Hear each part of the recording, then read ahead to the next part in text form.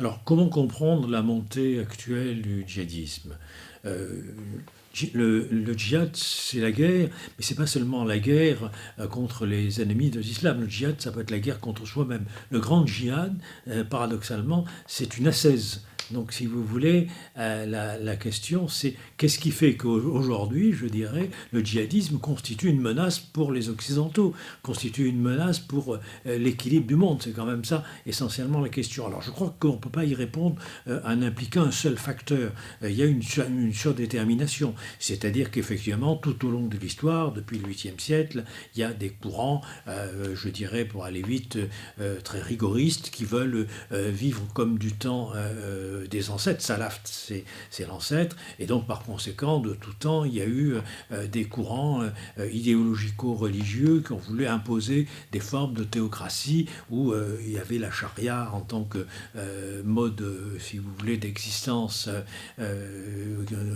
l'islam devenant une solution à tous les problèmes de la vie quotidienne. Donc ça a déjà existé, c'est pas le problème. Le problème, c'est qu'est-ce qui fait qu'aujourd'hui, nous nous trouvons confrontés justement à ce djihadisme, qui est un djihadisme violent, qui se prévaut de l'islam sans forcément, encore une fois, être un phénomène religieux. Vous savez qu'il y a un grand débat, notamment en France, entre est-ce que nous assistons à l'islamisation de la radicalité ou la radicalisation de l'islam. Donc je ne vais pas trancher ce débat. Je pense qu'il y a une surdétermination. Je pense qu'il y a plusieurs choses. Je pense que, par exemple, il peut y avoir, si vous voulez, essentiellement une crise provoquée dans certaines régions du monde où il y a une espèce de dislocation des nations, de dislocation des pays, de par des interventions d'ailleurs très maladroites des Occidentaux qui ont voulu greffer la démocratie et mettre à terre le tyran, sauf qu'ils ont fait surgir le pire, je dirais.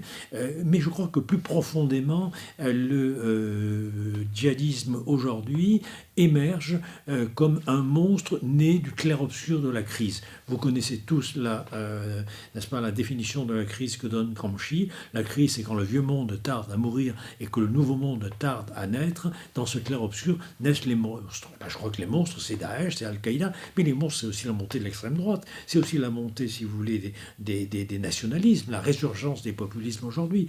Donc je crois que cela provient d'une crise de l'hégémonie culturelle que le néolibéralisme a imposée à la planète entière. Ça s'appelle la mondialisation, qui est d'ailleurs plutôt une globalisation. Donc je crois que c'est dans la faille, si vous voulez, dans les failles, je dirais, sismiques justement de ces crises néolibérales, culturelles, que le djihadisme et d'autres monstres sont nés.